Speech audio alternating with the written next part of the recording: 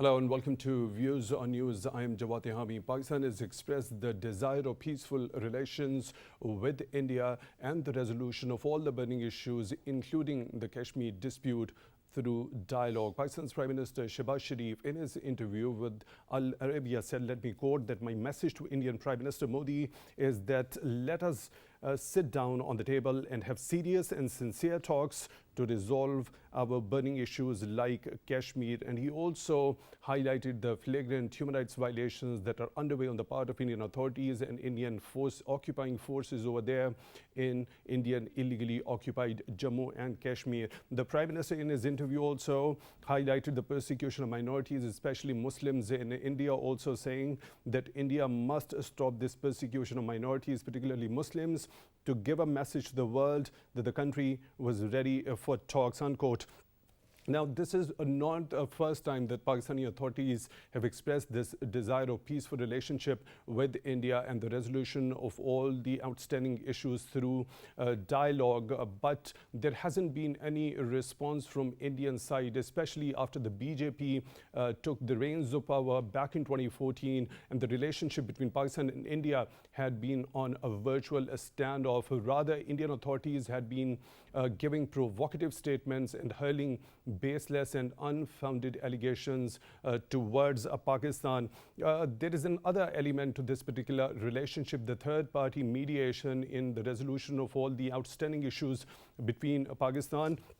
And there have been offers already by the major world powers, including the US, of the mediation to resolve all the outstanding issues between Pakistan and India. Now, we'll try to find out the answers. How significant is this particular move by Pakistan's Prime Minister Shehbaz Sharif, and what could be expected from the other side also, and how a third-party mediation to resolve all the outstanding issues between Pakistan and India can be important or crucial in this particular regard. And when we talk about the Kashmir dispute and the flagrant human rights violations that are underway over there, there had been an international alarm and concern repeatedly by the major world powers as well as the international human rights organizations. But all those concerns and alarms have fallen on the deaf ears of the Indian authorities. We'll be looking into this aspect also. And to talk more about this, we are honored to have been joined in the studio by Mr. Brigadier retired Shahid Jagir. He is senior analyst. Brigadier Jagir, thank you very much for your time, for being with us on Views on News tonight. We really appreciate that. And we are also honored to have been joined in the studio by Mr. Altaf Hussain Wani. He is chairman, Kashmir Institute of International Relations. Mr. Wani, thank you very much for your time, for being on Views on News. We really appreciate that. And on Skype, at the same time, we are being joined by Mr. Siddique Farooq. He is leader from Pakistan Muslim League Nawaz. Mr. Farooq, thank you very much for your time, for being on Views on News tonight. We really appreciate that. Let me begin the discussion with you, Brigadier Jagir. Now, Pakistan has once again expressed the desire, and during his interview, as Prime Minister has said, that my message to Indian Prime Minister Narendra Modi is that let us sit down on the table and have serious and sincere talks to resolve our burning issues like Kashmir. How do you see this particular move and how significant it is? Well, thank you very much for inviting me, especially on this program. Before I answer your question, I speak on behalf of all the Pakistan that our heart beats with the Kashmiris, our eyes weeps for them, the atrocities which they are sustaining. This move of Prime Minister Shehbaz Sharif is very good for not only for Kashmir, for Pakistan, but for South Asia as a region itself. Now, it's upon the India how they respond. But there is a dire requirement for, as we discussed in our one of the discussion, that there is a dire requirement that the OIC should play its part. It has influence on India. It has a lot of manpower India working in the Middle East. It has the export and import influence on India. And if they play, especially the UAE and Saudi Arabia, Kuwait, which are the big partners of the OIC, they can play a very vital role. But I must highlight over here the very right comment which the Prime Minister has given, that we are ready for talk, we are ready to sit together for the dialogues, provided the articles which have been invoked, which are against the spirit of the United Nations Council's resolution, and also against the partition of Pakistan and India, they must be revoked. They must be set aside. The previous atmosphere must prevail over there, and then Pakistan, through a third party negotiation, maybe with the UAE or Saudi Arabia or OIC, we can sit together and we can talk about its solution, mutually agreed upon. And this is what the civilized way of doing a thing is, that high time, over 7 decades that they have, Kashmiris have been suffering from the atrocities which are, a history in the mankind which they have gone. And now they have been put into the, in a jail-like environment for over 2 years. This is absolutely not acceptable to any civilized human being in the world. So it is the solution of Kashmir.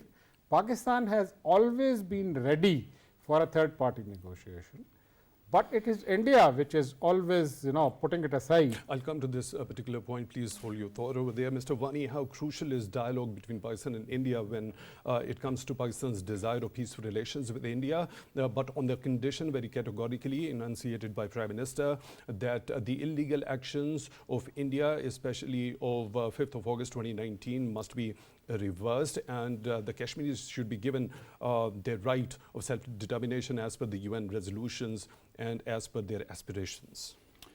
See, the gesture which Prime Minister has shown is really an important gesture. But if we'll go to India and Pakistan relations and looking at the Indian response, if we'll not go that far, the former Prime Minister Imran Khan also extended the same thing to the government of India when he assumed office in 2018. And before that, the then Prime Minister, Mr. Nawaz Sharif, went to the oath-taking ceremony of the Prime Minister of India and also extended the hand of friendship to the government of India. And before that, if we go in Sharm el-Sheikh, when Prime Minister Gilani and Manmohan Singh met, they decided there that they will continue to talk on all these issues, and including that of Kashmir, and will not interfere in the matters and all that. It was all done over there in Sharm el-Sheikh. But as soon as Prime Minister Manmohan Singh came back to India, he faced the music on behalf of his opposition and the Indian politics and all that. And then he backtracked from it. And the same happened at Havana when President Zardari and Manmohan Singh had talks, and when it was decided that even if some of the irritants or some people do anything, the talks will go on and we will find an amicable solution. But then India was forced to backtrack. This has been Indian track record. Coming to the current situation, when Prime Minister Shahbaz Sharif extended the friendship hand towards India, and we see what India has been doing from last so many years in Kashmir. Prime Minister Imran Khan also said that if India will revoke the article, will go back to the August 5th position, we will start a dialogue with India. But Indians did not, but Indians continued to do. Well, that clearly shows Pakistan's resolve. Yeah, Pakistan has always shown, that's what I'm telling. Pakistan has always shown its resolve to solve all the problems through peaceful means, through negotiations, all that. But when it comes to India, after India has its strategic allies with the US, and it has already on the side, the USSR already, it had there, and then when India was put as an like a player in this region to counter China and all that, India feels he is strong enough, he is not willing to talk on terms. He says that I will talk to anybody on her own terms.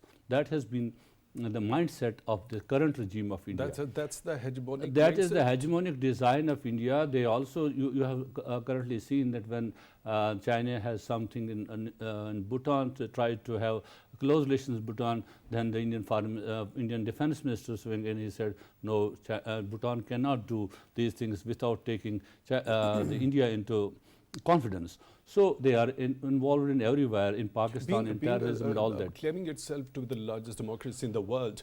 So such this type of is a democracy. expression of, There must be a democracy in the world, but as now the international think tanks are told, it's a theocracy. It's not. so a the bureaucracy. claims It are has in been contradiction to what their actions It are. has been taken over by an ideology run by the RSS ideology. The whole of the Indian mindset has been taken, this ideology, be that Indian legislature, the Indian executive, Indian judiciary, everything has been taken, and even Indian army. So we see some of the, as you said, the statements from the Indian policy makers, statements from the Indian ministers and all that, they are all provocative statements. There is no sign of friendship in those statements. When it's good that Prime Minister said it, but we have to keep in mind that to ask anybody for a mediation and all that, we have a UN tablet already. India has already rejected all those mediation and facilitations offered by the world powers or world leaders in past.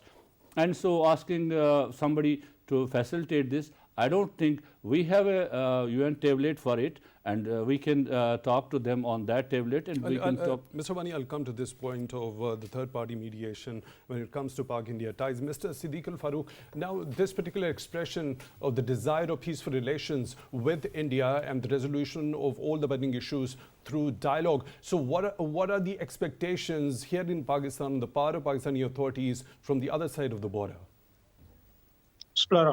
Thank you so much. It is very positive and objective offer. And if India is interested in peace and resolution of all outstanding problems, including the issue of Jammu and Kashmir, long-standing, I think this offer should be accepted. And after all, the solution has to come through a negotiated settlement. So two nuclear powers should sit together and negotiate in the light of UN resolutions. Our party stands, whether it is former Prime Minister Mr. Mohammad Nawaz Sharif or present Prime Minister Mr. Shahbaz Sharif, we are consistent on establishing friendly relations with India, which will be in the benefit of both the neighboring countries, provided the Jammu and Kashmir issue is resolved according to UN resolution, and it is a commitment, an international commitment made by India in the UN Security Council and UN General Assembly. So it should be honored, I think. So given that scenario, the relevant United Nations Security Council resolution on the Kashmir dispute, and of course there are bilateral agreements between Pakistan and India, yet there was a unilateral and illegal action in contravention of all those resolutions and bilateral agreements between Pakistan and India. So in that scenario, and with this particular expression of desire of peaceful relations with India, beg your pardon, how crucial do you think the third-party mediation happens to be? Third-party mediation is being advocated, but I would prefer if a bilateral solution is found. And if not, then third-party intervention and mediation, I think, should be accepted. But third party should be influential enough in a position to convince both the parties to sit together and resolve this issue. Right, your point is well taken. Now, Brigadier Jagir, when we see there has been stubbornness from the Indian authorities, and Pakistan has always been desirous of peaceful relations with India and to resolve these outstanding issues through dialogue. So, when we talk about resolving all these issues bilaterally, there have been a lot of strides from Pakistani side. Again, the stubbornness and the provocative statements are hurled from the other side of the border, particularly when they accuse Pakistan of harboring terrorism. And then we recently saw that Interior Minister of Pakistan, as well as Minister of State for Foreign Affairs, in their presser categorically told that there is a strong evidence of India's state sponsorship of terrorism, and it is trying to fool the international community by playing as a victim. So in that sort of a scenario, so especially after 2014, since BJP came into power, the bilateral ties had been on a virtual standoff. So what's the way forward? Look, the world has become a global village. 21st century has seen the interdependence of states on each other. So no state in the world has the capability to drive any national interest individually, not even America. Therefore, there is a requirement that although we have been trying from the last 7 decades that there should be a bilateral talk, but somehow the agenda of that could not be reached. India had been successful in portraying the freedom movement of Kashmir, which is just from all human angles, which is just from the United Nations terminology, which is just from the atrocities which they have sustained, the Indian and Kashmir people. Despite that, India has not been able to move an inch on that. What is the reason? The reason is the geopolitical environment, especially of South Asia, and involvement of the big players over here. One is that. Second is the I would say a lenient attitude of OIC and the Muslim countries, and especially the bigger countries of the Middle East, which they have not been able to play the just role which they should. Jagir, beg your pardon for the interruption. When you talk about the lenient attitude of OIC, recently we saw that OIC Secretary General Mr. Hussain Taha visited the line of control, and he said the world should know about the Indian atrocities and the brutalities they've committed on both sides of the border. Look, when I say the lenient attitude, I say the economic stakes which India has in Middle East. Now, why the OIC does not put a sanction on that? That will hurt India and compel the Indians to come on the negotiation tables and talk about the peaceful resolutions of Kashmir.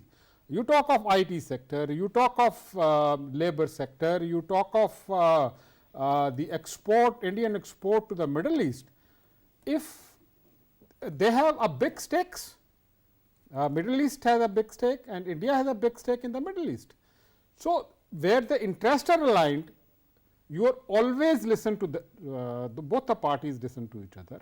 That's why I say that the bigger OIC members, especially and the OIC as a whole, should play some part, just other than just by saying that India should come to the negotiation table. They should have a threat that if we will not come on the negotiation table, this is the price we have to pay. And I would also say to the world leaders that they should also look on this.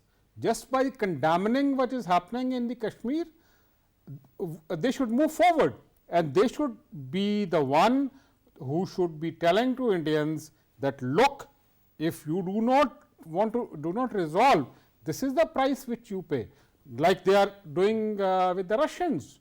Why don't they do it with the Indian governments, which are, and I tell you, today the Hinduvata ideology which the Western world is taking very lightly, it is going to become a big monster, not for South Asia, but for the world in the time to come. So, therefore, the importance is that these organizations which have economic interest with India, or India has economic interest with them, they should come and play a positive role in that. And as the Prime Minister has very rightly said, that we will go for the dialogue only if the articles which have been put in place, which have taken all the rights of Indian held Kashmir people, they must be put aside, so that a conducive environment is established, is created, and then they can sit together. Maybe if India is ready for a bilateral discussion, by all means, that is the best possible way we can see. So you are suggesting that OIC and the influential countries in the Gulf should go for concrete action? Yes. Regarding that yes, particular. Especially America, European Union, England, OIC especially, they should do something concrete, Right. which should compel India to stop the human rights violation, to reverse the articles which have been So does that mean going a step beyond just talk of the mediation? Yes. Because mediation is not only the Yes. thing that is going to suffice. Yes, Mr. Wani, absolutely. your take regarding the role of OIC taking a concrete action, especially as Brigadier Jagir has suggested that the major countries should sanction India in various domains. See, this is one of the things which we have been asking for a long, that OIC should play some concrete role in this and that. But looking at the current international economic order and strategic order, things are very complex in this regard. When it comes to OIC, I must say OIC countries as an OIC has played a good role in a way that in each and every respect the countries in the member states within themselves have very differences on different issues. But when it comes to Kashmir issue, they are unanimous in advocating for the rights of people of Kashmir. They are always having some strong resolutions on Kashmir. They are asking India to access them to the Indian occupied Kashmir so that they can access the human rights situation over there. OIC has also appointed a special advisor and special envoy for Kashmir who happens to come to Pakistan and Azad Kashmir, but India doesn't allow them to come. The same has India done to the UN. UN says we will send the investigators to the Indian occupied Kashmir UN fact-finding mission. India totally rejected that. And India rejected when President Trump said, I'm going to have facilitation or mediation, I will be happy to do. But India outrightly rejected that. What it means? It means that India has become so arrogant over the period of time that India is not taking any international action or any international forum serious in this matter. What needs to be done in this regard at present? When we talk about India so that we can force India to come table, India is trying to hold some of the meetings of the G20 in Indian occupied Kashmir. It's time for the Foreign Office of Pakistan, the Foreign Minister and all those responsible for it to sensitize those world leaders, to sensitize those member states that what India is going to do.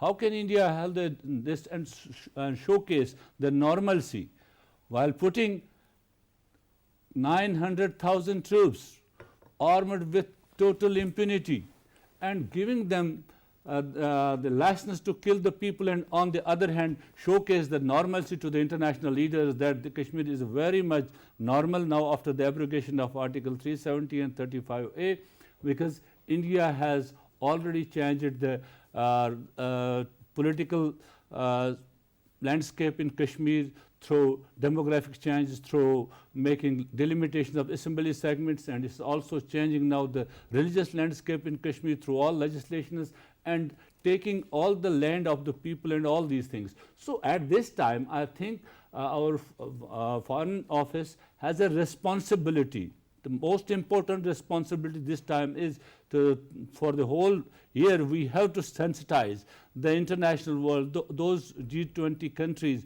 that how can they come to Indian occupied Kashmir to justice when there is such a situation. And that can create an environment of pressure on India. So India can talk to those countries have something in common, then they can talk, and then there's time that Pakistan has extended a kind of friendship to India for talks, and I think that can pave a way for that. And unless and until, one point I will add, when India and Pakistan are going to talk, there should be a condition in the talks that when they talk other issues, they should talk, but when they talk on Kashmir, it should be Kashmir-centric, and Kashmiris should be involved in those talks. No talks can be held without the involvement of the human rights violations. Pakistan has been standing up for the cause of Kashmir diplomatically, politically, and morally. Let's proceed with the discussion. Mr. Siddique Farooq, as you've heard, Brigadier Jagir suggesting that it is the time to go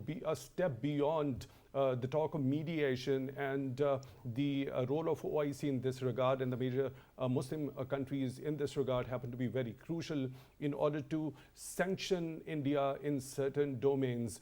How crucial do you think the punitive measures are in this regard?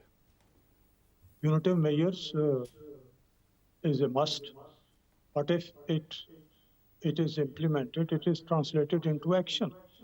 Brigadier Sahab has rightly said that India rather is marching forward towards realization of its own objectives, demographic changes, etc., etc.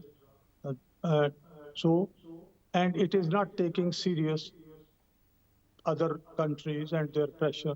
So what is now the solution?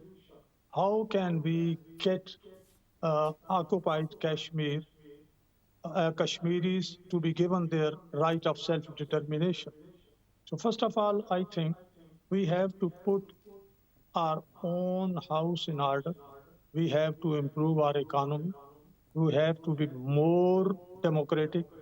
And here we should observe and ensure rule of law and constitution. Then we should also, coupled with a diplomatic offensive launched and convincing the international community, including OIC, to put their pressure. If India doesn't come to terms, if India doesn't accept UN mediation or a third-party mediation to solve this problem objectively, then India should pay price. But are we in a position? This is the solution. This is the solution. But how can we implement this solution or force India to accept this solution? This is the million-dollar question. Right. Now, when it comes to the responsibility of the major Muslim countries, when there has been a statement by the OIC Secretary General, Mr. Hussain that the world should know about the atrocities which have been and are being committed by the Indian forces along the line of control on this side of the border and on the other side as well. So after this particular statement, what ideally the major Muslim countries should do? Of course, when OIC Secretary General has also visited line of control, and he is rather advocate of Kashmiris, he should also try. We are there to support him. But as Secretary General of OIC, he should, I think, put more pressure or convince our member countries, influence those countries especially who have a special relationship with India. And if they put pressure, or if they try to, put pressure on India, India feels their pressure. And if that pressure could be felt through punitive measures only. India pays the price. Let them put their pressure through Secretary General OIC. That comes in the ambit of diplomatic, under the diplomacy, so diplomatic pressure. So what about the other sort of a pressure through punitive actions? Do you think the Who will Muslim take countries punitive action? can put that sort of a pressure after this sort of statement by the OIC Secretary General? They should put pressure and punitive. They should take punitive action, but I don't know whether they are in a position, they are willing to do that or not. This can be well known through diplomatic offensive. First of all, our Prime Minister, while sitting in UAE, has suggested this, and let his move be supported by ONC in letter and spirit, and then we will be able to know what OIC is doing.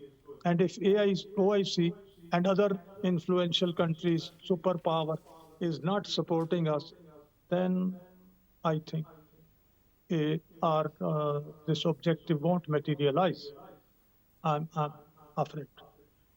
Right. Brigadier Jagir, the Prime Minister has also highlighted the persecution of minorities, particularly Muslims within India. And he has also said that India should stop it to convey a message to the world that it is ready for talks. Now, when we talk about sensitizing the international community about what is going on with Muslims within India and what are the flagrant human rights violations in IIOJK, there was a report and a recommendation by the US Commission on International Religious Freedom to the State Department to include India in the list of the countries of particular concern.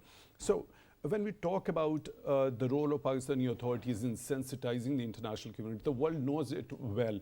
There was a universal periodic review under the auspices of the Human Rights Council of the United Nations. So after that, the world knows what exactly is going on. Then we talk about the economic interests of the world and the global economic order. Now, when there is so much discrimination that is happening within India with especially Muslims, with Sikhs, with Dalits, with Christian community as well, when such a discrimination to such a huge chunk of population is being carried out by Hindu zealots and those who drive the RSS ideology, the Hindutva ideology, don't you think that very economic might the world sees is just like a bubble and very soon it might be busting? You say might. I would say it will. It's a matter of time. It will blow up. The problem is that if you see the geopolitical environment today, the America is obsessed with containing China. European Union is obsessed with the Russian pressure.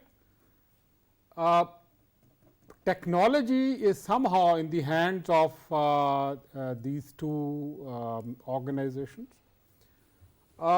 If you read the Henry Kissinger's book, The New World Order, that makes very clear to you what is the New World Order. Therefore, in this type of environment, which are prevailing in the at the time in the world, OIC, why I time and again says that they have the Middle East can play an extremely important role in resolving the Kashmir issues. They take the example as my colleague has said that India even do not allow the United Nations members to visit the Indian and Kashmir. Now, is it not a disgrace of the United Nations? When the President Trump said that I want to appoint a special representative for this Kashmir, India refused. Was it not a disgrace for the world superpower? So, there is the difference. I personally feel that what the world power are saying and world power are doing. Therefore, there is a requirement that the punitive action should start. You know, it's a normal human psychology.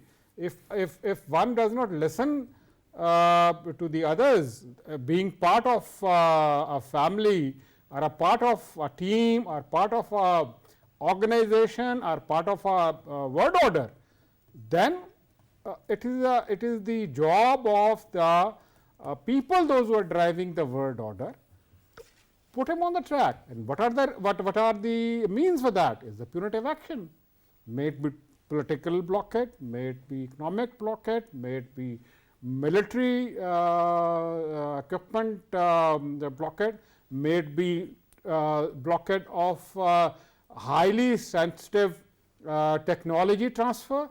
So, if all may it be the oil, which is the fuel for the economy in the world, and you know the Middle East is one area in the world which produce 90% of the 70 to 80% of the oil.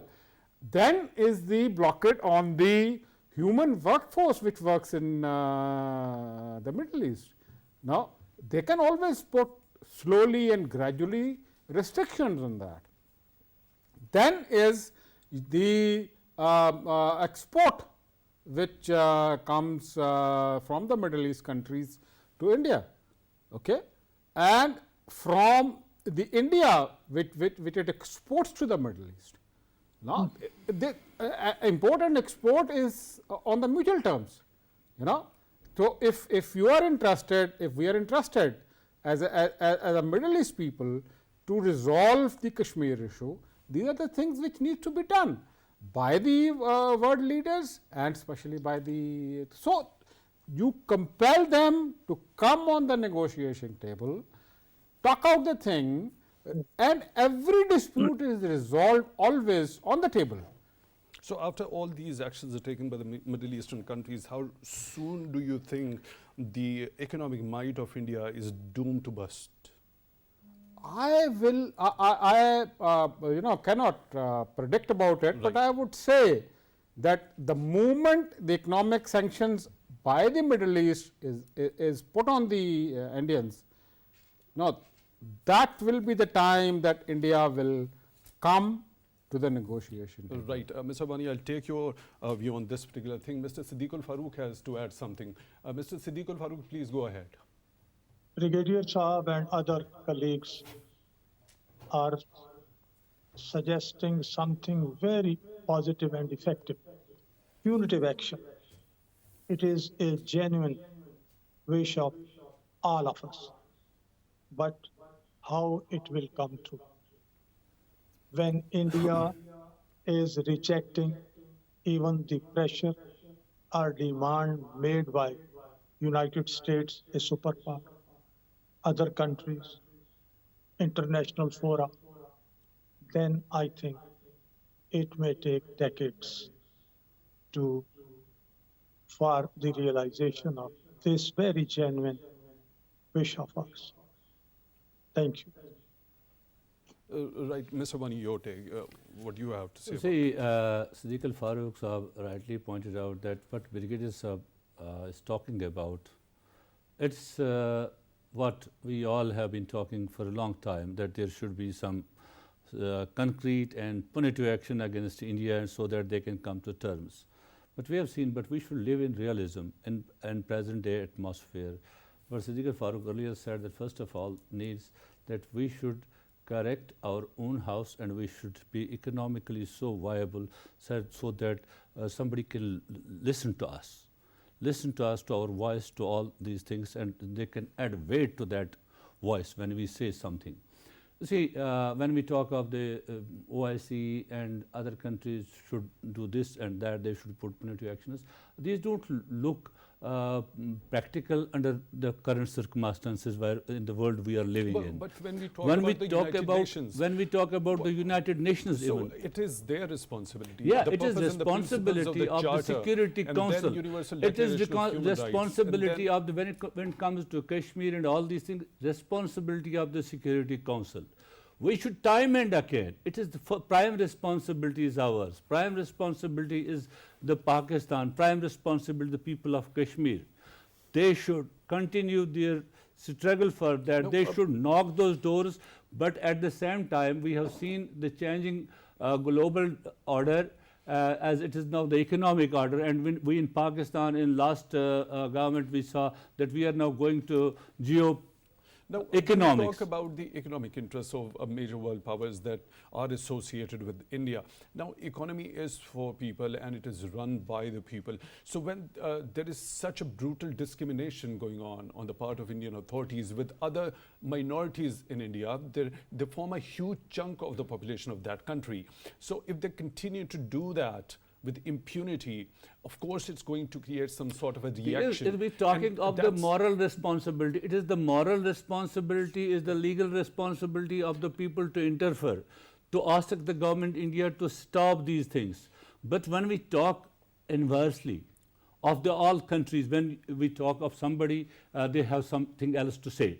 So in this way, I must say, what I say, and this present global order, what we need to say is that we have to keep telling to the world what India is doing in Kashmir. We have to educate the people. We assume that anything, comes in the UPR camp, anything, you asked about UPR. Almost 139 countries. Yeah, they did. They did, diplomats did it, but do we know the population, the people of that those countries know it? These things, we have to educate the people. It's not that we say that something appears in Jang or Dawn and other things, or on some of our Urdu paper that is read all over the world. No, that's not. We have to take these things to the local. Even we don't see in Dawn News and other things the atrocities which the people of Indian occupied Kashmir are facing. We don't see those in our own private media channels, all those things, what is happening in occupied Kashmir. How come we assume that whole of the world knows it? No. We have to knock the doors. We have to tell the world that this is happening, this is happening, this is happening. We have to go to those lawmakers. We have to go to that academia. We have to go to those opinion makers to tell them what India is doing. What I was telling you, that G20 summit is coming. So it is time that we have to sensitize them. You are going to such a country and you are going to such a land where genocide is taking place, and India is hiding all that to you. These are the proofs. These are everything which we are putting before you. You can't go there. You are responsible because of the UN Security Council resolution, and you are bound by the law of that, by the UIDR, to adopt that and to ask India to have a palabist in Kashmir, to give the people of Kashmir their right to decide their political future. You can't hold them by the power of gun. Right, Mr. Siddique Farooq, when we talk about India's economic might and the kind of brutal discrimination it is meting out to all the minorities except the Hindus, who are treated with more respect as compared to Muslims, Dalits, which happen to be the part of Hindu community itself, than Christians and Sikhs. Don't you think there should be a realization among the Indian authorities that if they continue with this sort of high-handedness towards the minorities, such a huge population, it is going to react and it is going to be detrimental for India and its economy itself? So far, they have achieved almost a zenith. India is now 5th largest economy of the world, largest democracy. And now Modi has transformed it from secular state to a Hindu theological state. Yes. So, of course, I support and endorse the idea of punitive action, but how? As my brother Wani has suggested, we have to educate people world over what India is going to do with minorities. It is a human problem of humanity. We have not to make it a problem of Muslims. It is a human problem. And on this count, we can convince.